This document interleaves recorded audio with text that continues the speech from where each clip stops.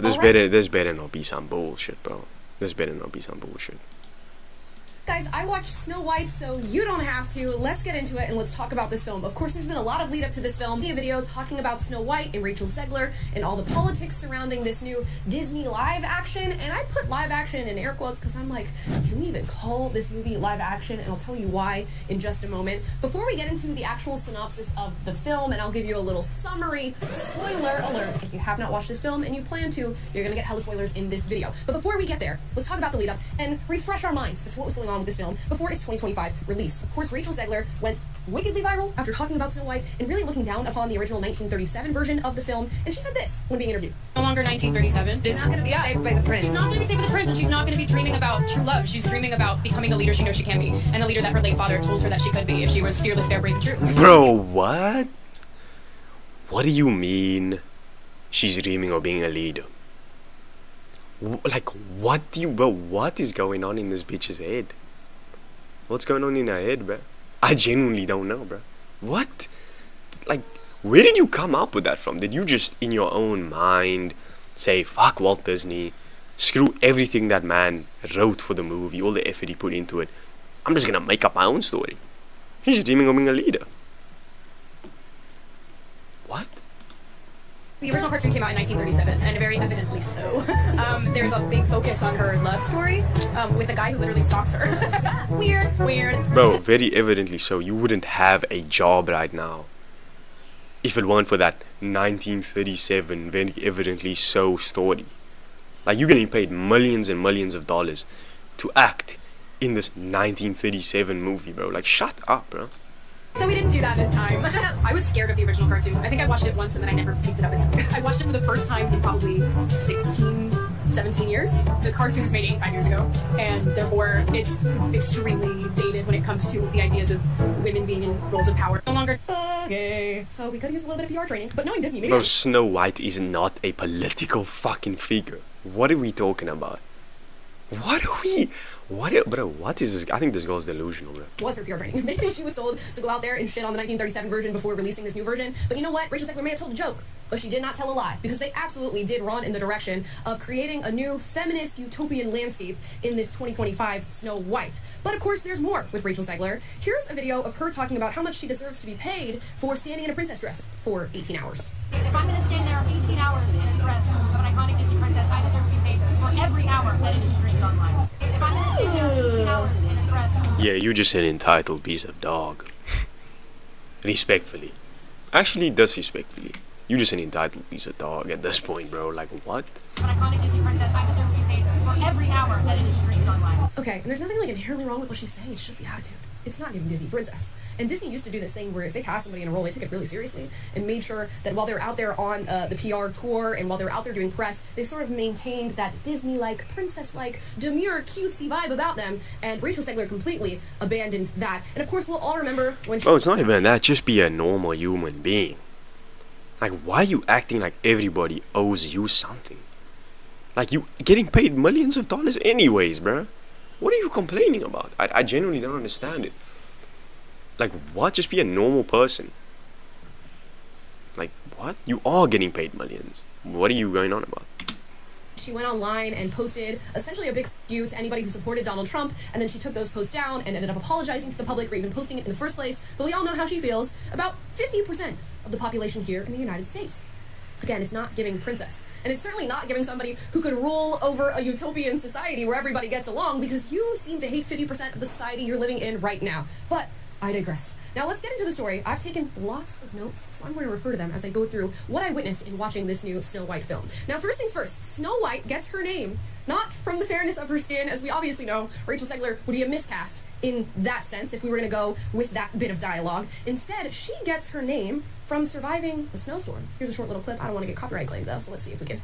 My father told me. Yeah, if anyone doesn't know, in the original Snow White is called Snow White because her skin is Snow White type shit. Like, she's literally white as snow, therefore she is Snow White. You know, because she is fair as hell, she's basically pale. That's why then, like, that's what the intent was behind the name. Regardless of the societal conditions of the time, whatever. That's what it is. That is the story itself. You know? Bro, if you wanted to do a whole different thing, just make a whole different fucking movie about a princess that wants to be in power. But you know nobody's gonna watch that bullshit, so you call it Snow White.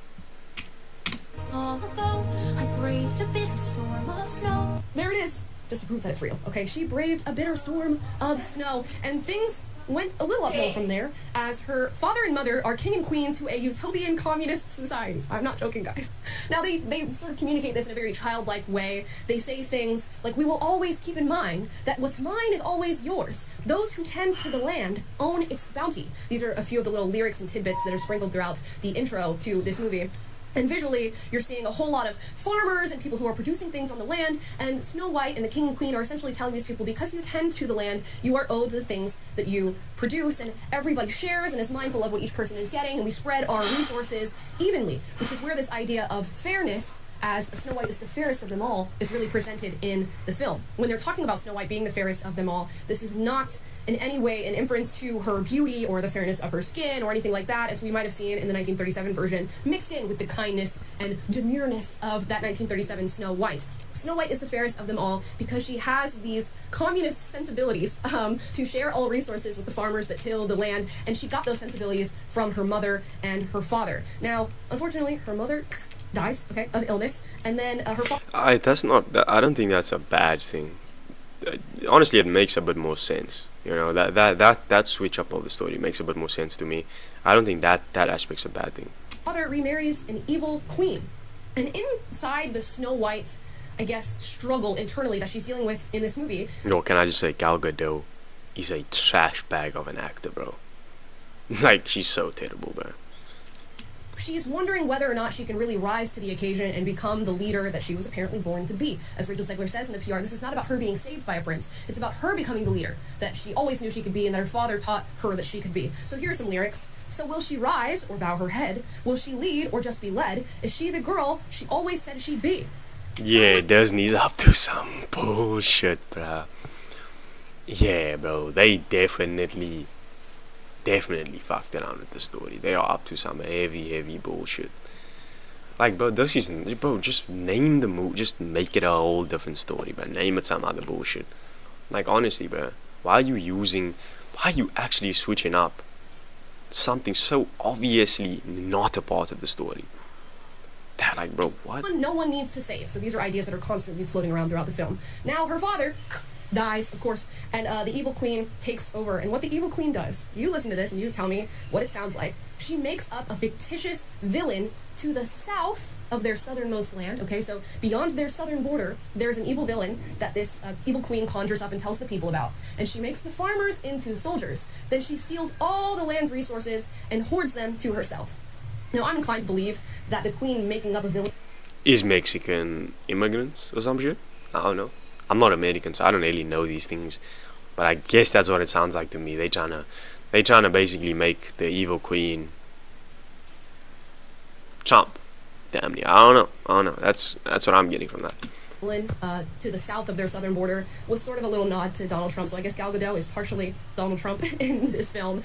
And of course, as I said, she takes all the resources and hoards them for herself, and she doesn't share, and she isn't... Yeah, this is the bullshit that gets put into modern films today. Like, why can't we just watch something that doesn't have these insanely, obviously leftist political views, bruh?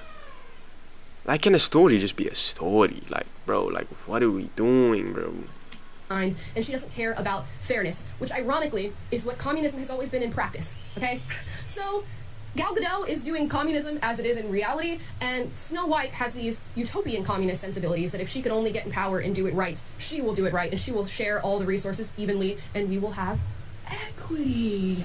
Love that word. Okay, it's gonna pop up again as well. Let me go back to my notes here. So, we are wondering, where's the love interest? Okay, Rachel Zegler says the Prince Charming in the 1937 film is a stalker. He's just a prince that sees Snow White, hears her singing, becomes obsessed with her, and he's like, where's this girl who has this beautiful voice? And they can't find her, and he stalks her and stalks her and stalks her. And then they have this non-consensual kiss that, of course, wakes Snow White out of her coma in the 1937 version. No prince in 2025. Instead, Snow White is one day, I guess, in the kitchen of their castle, and she sees a man. This, handsome young white man who's stealing potatoes from the kitchen. And this man is a bandit. He's a bandit revolutionary who is stealing potatoes because he feels he has owed them because the evil queen is hoarding all the resources. Okay, somewhat reasonable. And Snow White's like, yo, why are you stealing? Do you think that's a good thing to do? And he's like, yeah, I gotta do what I gotta do. Times are tough. This is my way of sticking it to the evil. He's a thug. He's a goofball thug. Like, bro, this is a way fucked up, less interesting story. Less interesting. You can arguably argue with that, but this is just a weird version of the story. This is not Snow White at all, bro. This is some bitch who thinks she can lead a country and get Donald Trump out of office. Like, damn near, bro. Queen Snow White's like, Disney, bro. Disney's not learning. They're not learning that these bullshit remakes where they make everything super leftist and feminist is going to fumble, and is turning out to be dog shit, and people don't want to watch it. They're gonna go bankrupt, bro. I think Disney's stocks are lower than it's ever been in history. They're going to go bankrupt doing this bullshit to purport this nonsense, bro. Okay. Word, kind of. I kind of understand that. And then he gets arrested, okay? He's arrested by the evil queen. The evil queen is like, take off his clothes and take off his shoes and go tie him to the outside of this castle where he is just going to freeze away in the storm. And Snow White says, no. I love this revolutionary. No, she doesn't love him at this moment because a feminist could never love a man so quickly. She goes and she releases this man from his arrest and tells him to go, and go he does. And later on in the film, the magic mirror is asked yet again by the evil queen, who's the fairest of them all? And the magic mirror goes, not you, girl. It's actually Snow White. So the evil queen is like, I gotta get this girl. I'm gonna put a hit out on Snow White. I tell a huntsman to go find Snow White as she's out there picking apples, and I need him to kill her. The huntsman's like, you sure? She says, I'm sure. He says, word. He goes out to go kill Snow White, and then he just can't bring himself to do it. He knows Snow White's a good person. He doesn't really love this evil queen. So he tells Snow White, run into the woods. You have to get out of here. She put a hit out on you, and she's gonna kill you. And he also goes, by the way, she lied about your father. Snow White's like, what? She lied about my father. I'm running into the woods. She runs into the woods. And, as it happens in Snow White fashion, she finds the home of the 7 dwarves. She decides to take a little nap. She is woken up by the 7 dwarves, which in this movie are now 7 CGI dwarves. And when I tell you... Bro, these CGI dwarves are genuinely, treacherously scary to me, bro. I don't know, bro, but hold up. Bro, these dwarves do not look... Bro. Nigga. Bro, what is this, bro? They should have just hired real dwarves. Like, no cap. What are they actually doing? I don't know, bro. I don't know. Enough by the 7 dwarves, which in this movie are now 7 CGI dwarves. And when I tell you, the animation in this film is like the same animation they must have used for Polar Express. That's what they look like. So we go through this whole CGI moment where I imagine Rachel Zegler is just acting with, tennis balls on sticks that represent the 7 dwarves, and it really does feel like that. And she teaches the 7 dwarves to clean their house and keep everything tidy, and then she realizes, you know what, that huntsman told me something was going on with my father. She lied about my father. Maybe my father's out there. I know that there's bandit revolutionaries that live in the woods. I'm gonna go find those bandits. And she goes out into the woods, and she meets her love interest once again. And of course, her Prince Charming, as I said, is not a prince. He's just this revolutionary. And you know how they fall in love and how they start to spark up a little bit of charming chemistry? He belittles her, demeans her, and reminds her that she has a ton of privilege by singing a song to her about her princess problems. So he essentially says, you don't know what the real world is like. You've been living in a castle. You've had this cute, privileged life. I know what the real world's like as a revolutionary who's working to battle this evil queen. And Snow White's like, ooh, okay. I love that. I love when a man belittles me. Okay. Yeah, like, it's like, bro, you trying to purport this feminist view and stuff, like, bro, and then you get the man to do all that and she likes it? Like, bro, that, to me, that's the opposite of, like, what a feminist should do, or how feminists behave. Like, if a man demeans you and belittles you, bro, are you gonna like him more? Like, yeah, probably. I mean, we've seen it over and over again in real life. But would a feminist like that? Probably not, I don't know, bro. This movie is confused on what it wants to be. So then the evil queen realizes Snow White's still alive. She sends out a little mini army to go kill Snow White once again, and the army stumbles upon her with these bandit revolutionaries, and her love interest says, run. There's nothing you can do here. Yeah, he's a bitch, bro. Gonna fight Like, this fight. dog, no, they made him a goofball thug bitch that belittles Snow White.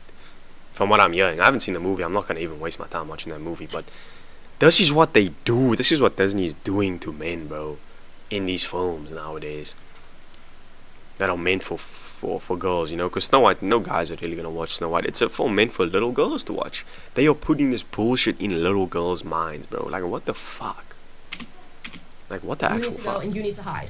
And of course, Snow White is a feminist girl boss who does not listen, and the revolutionary bandits find themselves in a state of not being able to defend themselves. And Snow White runs in on a horse that she's managed to get on top of and ride, and she saves all of these revolutionaries. And she saves a group of grown men. Like, bro, like, what the fuck, bro? What? A little girl on a horse saved a group of grown men from another group of grown men willing to fight them. Like, this is what I'm saying, bro. Like, this is what I'm saying about Disney, bro. So when Rachel Zegler says the prince is not going to save her, she's going to save herself, there's an instance where we get that. But no. It does switch for just a moment. There was one lone soldier left behind who's just about to shoot Snow White with an arrow and takes the arrow. And he recovers in like 0.2 seconds in this film. It is actually absolutely remarkable because the seven dwarfs, and particularly the dwarf Doc, ends up saving him and taking the arrow out. Now, his name is Jonathan, by the way, this revolutionary. Jonathan and Snow White end up singing this love poppy ballad. And this is where we get our question answered about what happens with the non-consensual kiss that takes place in the 1937 version of this film. We get the lyric, "Promise to wake me with a kiss." And they both sing it to each other. So this is consent. Now he can kiss her at the end of the film and wake her up. Because remember that time that we sang about promising each other that we would wake each other with a kiss if ever the time or opportunity came for such a thing to happen? So anyways, they sing this song. Of course, the evil queen turns herself into an old woman and tricks Snow White into biting into a poison apple. Snow White goes into the coma. She's laying there. The prince revolutionary ends up getting captured by the queen and imprisoned, but he escapes in just enough time to make it to Snow White to give her this now consensual kiss and wake her up from her coma. And of course we're wondering, how does this movie end? How does Snow White actually end up overthrowing the evil queen? Well, Snow White and her team of revolutionary bandits go right back up to the castle with all the people around, and the queen says, "Kill her! She is wanting to overthrow me. She is the fairest of them all. I'm jelly. We gotta get rid of her." And Snow White goes, "Wait!"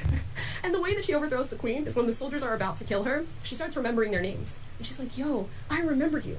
Didn't you used to be a farmer before evil queen made you soldier? And you used to have a cherry farm. And you made cherries with your wife, and you would take the cherries and share them with everybody in the town. Because, again, we used to live in a communist utopia." And the guy's like, "Word. I suddenly remember that I did used to farm cherries." Nah, bro, you cannot make this shit up. This writing is terrible, bro. Like, bro, what has happened to movies, bro? I ain't gonna lie, there is some hella good shit coming out. Just Disney ain't it, bro. Some of the Marvel shit they're doing is good, though. Like the Daredevil show and some of the Marvel shit they're doing is still good, but this shit, oh hell nah, bro. And share them with everybody in town. I would be genuinely, not like I would ever waste a cent to actually watch this movie, but I would genuinely be pissed if that was the conclusion. And I paid a ticket, bro. I paid for a ticket to go watch that shit. I would be genuinely pissed. Like, what the fuck? And the soldiers lay down their arms and say that they will no longer fight for the evil queen. And then the evil queen is overthrown, not because anybody commits a violent act against her, but she actually goes to her mirror again to, like, go through this tussle of who's the fairest of them all. And the mirror's like, "Yo, I told you about 10 times now. The fairest of them all is Snow White, and she's still the fairest of them all. Because while you may be beautiful, Gal Gadot, you know, Rachel Zegler is beautiful in her heart." So Gal Gadot smashes the mirror, and the mirror kills her. How? I don't know. I don't understand the magic that the mirror has that is somehow tied to the life of Gal Gadot, but that's what happens, and she dies. And then all the town's women and men and children cheer for Snow White. Rachel Zegler is now the leader, and she can be with her revolutionary leftist husband, Jonathan. Bro, nah, this girl is funny, bro. Bro, this girl is funny. Town back into a communist utopia. That's the synopsis. Guys, I'm not joking. That is literally what happened. And we can't say we weren't warned, because Rachel Zegler did tell us that it was going to be exactly this, and it ended up being exactly that. Now, I don't want to just shit on this movie. And honestly, it wasn't the worst thing to watch. You know, it kept its pace. It wasn't good, but it wasn't horrific. I think a lot of people might be being a little dramatic when they're talking about how bad this film is. It's certainly, I don't think it's worth watching. But I guess it is that bad. I wouldn't go out of my way to watch this film unless you're really curious about how the 1937 Snow White is going to be reimagined in our 2025 hellscape. That would be the only reason I watch this. The good parts of this film: funnily enough, are the dwarves. I found myself being at my most entertained, feeling the most like fun from this film when the dwarves were on screen. It's so sad that they're not actual human beings. And there's this sort of thing that you have to do in your brain when you're watching this film. You have to look at the dwarves and see what they're doing, and the choreography and the singing, and you have to imagine what it would be like if they were actual people. And if they were actual people, the dwarf scenes would have been spectacular. And it's too bad that we were robbed of that because they didn't want to hire little people because they thought it was going to be offensive. And maybe that was informed Bro, how the fuck is it offensive to hire dwarfs to play dwarfs, bro? Like, Disney is... They trying to tiptoe so hard that they end up offending people. It's actually weird. Like, just make a film to make a film, not to... bro, I can't, bro. By Peter Dinklage's comments on having little people in films, and these 7 dwarves being a sort of offensive caricature of little people. Little people actors saying, I would love to be in this film. I'm an actor with dwarfism, and you could have cast me and 6 others, and I would have been more than happy to take on this role of being a dwarf. So it's an absolute shame that in their CGI-ness, the fakest part of this film is actually the best part of this film.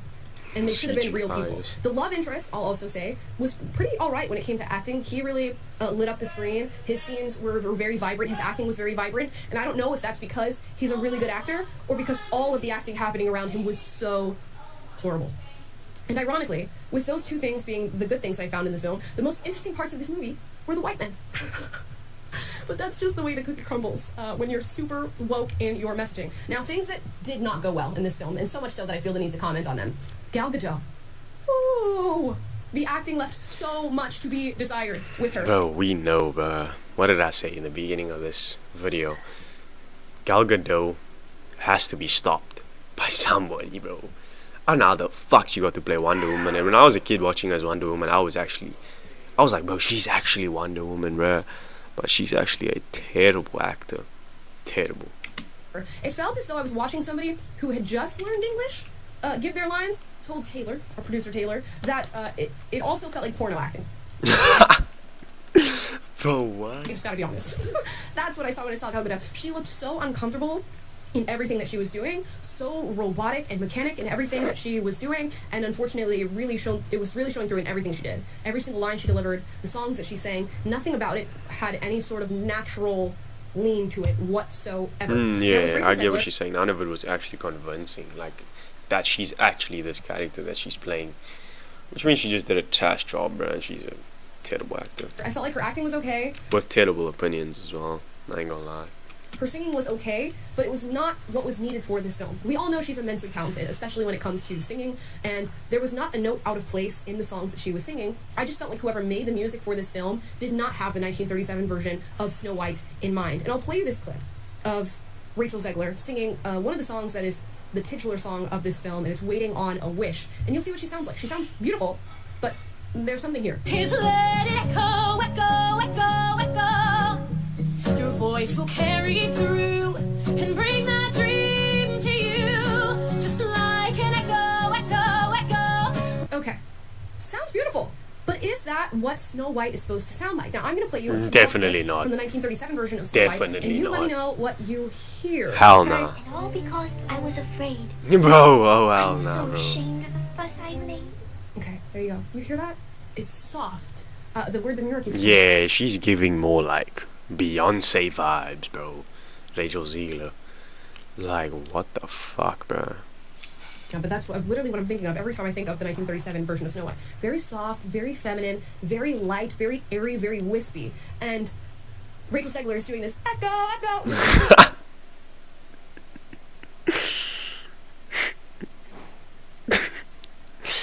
Bro, I can't with this.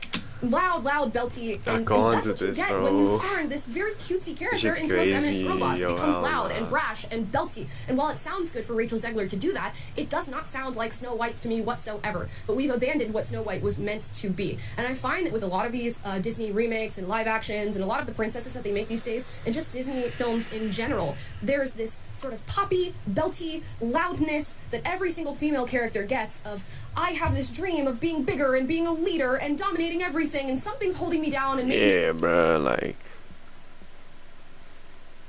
Bro, like, how realistic is this shit, bro? How, like, bro... How many females actually want to want to be the president, bro, or want to be the leader, bro. Like, you know what I'm saying? Or be him, you know what I'm saying? Like, bruh, like, I don't know, bruh. This. I don't know what's happening, bruh, to this generation, bruh. When is this thing gonna get back to portraying females the way that they actually are, you know, and not in this ultra goal? Like, you don't. Yeah, it's cool if you want to be that, right? Nobody has a problem with that, but you don't have to be that just because you are a female. You don't have to compensate and make up for, like, you just don't have to be a girl boss, bro.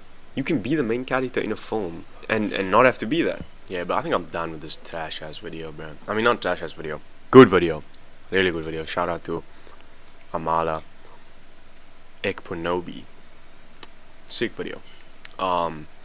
Trash movie though, trash movie. I think we can all agree collectively.